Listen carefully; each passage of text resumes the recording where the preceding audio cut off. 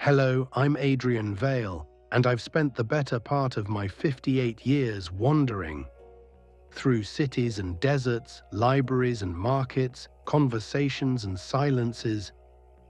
And in all that wandering, I've noticed something peculiar about our modern condition. We're starving in the midst of abundance. You know the feeling I'm talking about. It's 3 in the afternoon, or perhaps 11 at night. You're scrolling through your phone, flipping between apps, between videos, between lives that aren't yours. Your thumb moves almost automatically, swipe, tap, scroll, swipe. And somewhere beneath the flickering images, beneath the dopamine hits and the manufactured outrage, there's a hollow sensation, a restlessness, a quiet desperation that whispers, "Is this all there is?" We call it boredom. But I want to suggest something to you today, something that might change how you understand this feeling entirely. Boredom isn't what we think it is. It's not the absence of entertainment. It's not a void that needs filling with more content, more stimulation, more noise. Boredom is hunger, but not the hunger of the body, the hunger of the soul. And here's the tragedy of our age. We've been feeding that soul nothing but fast food, impressions without depth, stimulation without meaning, a constant stream of empty calories that leave us perpetually unsatisfied, perpetually reaching for the next thing and the next and the next. Think about it. When was the last time you were truly bored? I don't mean uncomfortable or understimulated. I mean genuinely bored, sitting with nothing to do, no device to reach for, no distraction available. For most of us, that moment is terrifying. We've built our entire civilization around avoiding it. We've turned boredom into the enemy, something to be conquered, eliminated, optimized away. But what if we've got it backwards? What if boredom isn't the problem, it's the messenger? What if that uncomfortable, restless feeling is actually your soul knocking on the door, trying to tell you something vitally important? Let me tell you about a restaurant I once visited in Bangkok. Beautiful place, hundreds of items on the menu, appetizers from every corner of the world, exotic drinks, fusion dishes with names I couldn't pronounce. I sat there for 20 minutes, overwhelmed by choice, flipping through page after page, and then I noticed something strange. There were no main courses, just appetizers, just small plates, tapas, starters, an entire restaurant built around the idea of endless sampling, but never the satisfaction of a real meal. That's what we've done to our lives. We've turned existence into an endless menu of appetizers. Social media feeds us bite-sized pieces of other people's lives. Streaming services offer us infinite options, but rarely something we truly want to commit to. News comes in fragments, stories without context, outrage without understanding. Even our relationships have become this way. Swipe right, swipe left, always wondering if something better is waiting in the next profile. We're sampling everything and savoring nothing. And here's what happens. The soul, your deep self, the part of you that yearns for meaning and connection and truth, starts to starve. Not because there's nothing available, but because everything available is designed for quick consumption. Fast food for the spirit. It goes down easy, requires no effort, and leaves you hungry an hour later. You watch a documentary about climate change. 3 minutes of it anyway before you switch to a comedy clip. You read the first paragraph of an article about philosophy, then jump to the comments. You start learning a language, a musical instrument, a new skill. but you abandon it when it stops being easy, when it demands something of you. We've become spiritual grazers, wandering through an endless buffet, filling our plates with whatever catches our eye, but never sitting down to actually eat.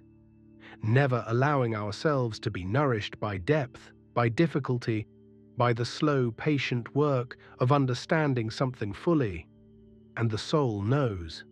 Oh, it knows. That's what boredom is. The soul's way of saying, I'm still hungry. This isn't enough. I need something real. But we've forgotten how to listen. We've trained ourselves to interpret that hunger as a problem to be solved with more content, more stimulation, more distraction. We're like someone who responds to malnutrition by eating more candy. The hunger never goes away. It just gets more desperate, more insistent, more painful. I want to be clear about something. I'm not here to romanticize the past or demonize technology. I'm not going to tell you that everything was better when we had 3 television channels and wrote letters by hand. Every era has its challenges, its particular forms of suffering and confusion. But our era has something unique, an unprecedented access to stimulation. At any moment, with a device in your pocket, you can access more information, more entertainment, more connection than any human being in history. This is remarkable. It's also dangerous. Because here's what we've discovered. The human soul wasn't designed for this. We evolved for scarcity, not abundance. For patience, not immediacy. For depth, not breadth. And when you give a creature designed for one environment unlimited access to another, strange things happen. This device in my hand, it's not neutral. It's been engineered, meticulously and scientifically, to capture and hold your attention. Teams of the brightest minds in the world have spent years figuring out exactly how to make you reach for this thing, how to keep you scrolling, how to make sure you never quite feel satisfied enough to put it down. They've gamified your existence. Every notification is a little reward. Every like is a small hit of validation. Every new post is a tiny mystery box that might contain something interesting.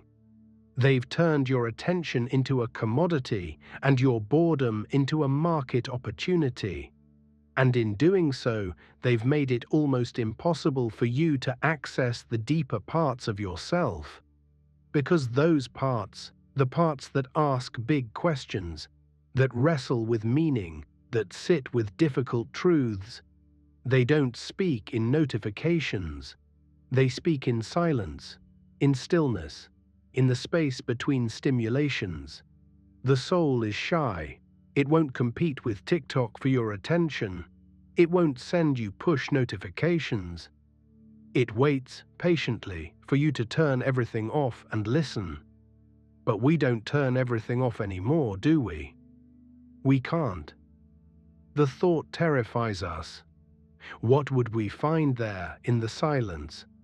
What would we have to face about ourselves, about our lives, about the choices we've made and the time we've wasted? So we keep the noise going.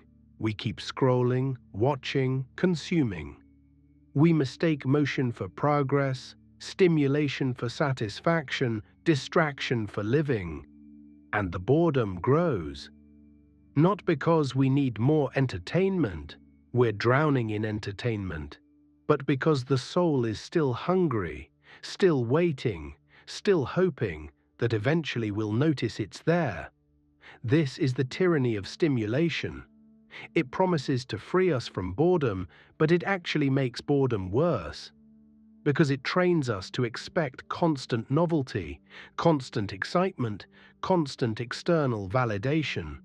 And when those things inevitably fail to satisfy, because they always fail to satisfy, we don't question the premise. We just reach for more. It's an addiction. And like all addictions, it's not really about the substance. It's about what we're avoiding, what we're afraid to feel, what we're running from. But here's the beautiful thing about boredom. The thing that gives me hope, it doesn't give up on you. No matter how much you ignore it, no matter how many distractions you pile on top of it, it keeps coming back, persistent, patient, knocking at the door of your awareness. Hello, it says, I'm still here. Are you ready to listen yet? I've come to think of boredom as a kind of guardian, not an enemy, but a protector. It's your soul's immune system trying to reject the junk you've been feeding it. It's the part of you that refuses to settle for a life of surfaces, that knows you're capable of something deeper, something richer, something true. When boredom arises, it's not saying you need more entertainment. It's saying you need more meaning. It's not saying fill this void with content. It's saying this void is sacred. Explore it. I remember a period in my 30s when I was desperately bored. I had a good job, a comfortable life, plenty of friends and activities. But I was dying inside. Every morning felt like putting on a costume. Every conversation felt hollow. I was going through the motions of a life, but I wasn't actually living. So I did something that everyone told me was crazy. I quit my job, I sold most of my possessions, and I started traveling, not as a tourist, but as a wanderer. No itinerary, no plan. Just moving from place to place, sitting in cafes, walking through cities, spending long days doing nothing in particular. And you know what I discovered? The boredom got worse before it got better. Much worse. Because I'd removed all my usual distractions, all my coping mechanisms. I had to sit with myself, really sit with myself, for the first time in years. It was excruciating. But then, slowly, something shifted. Beneath the boredom, beneath the restlessness and discomfort, I found something else. A kind of aliveness I'd forgotten existed. Questions that actually mattered to me. Curiosities that felt genuine rather than manufactured. A sense of wonder that didn't depend on external stimulation. The boredom hadn't been the problem. It had been the solution. It had been my soul's way of saying, the life you're living isn't big enough for you. There's more. But you have to be willing to sit still long enough to hear it. So here's what I want to leave you with today. The next time you feel that familiar restlessness, that itch to reach for your phone, that sense that you're bored and need something to fill the void, pause, just for a moment. Don't reach for the distraction. Don't try to solve the boredom. Just sit with it. Ask it, what are you trying to tell me? Because boredom is a messenger, and the message is this. You're hungry for something real, something deep, something that can't be delivered in a 3-minute video or a viral tweet or a binge-watching session.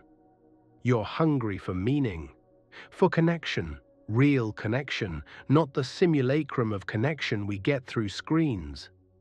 For work that matters, for relationships that challenge and change you, for questions that don't have easy answers, for beauty that takes time to reveal itself, for truth that demands something of you.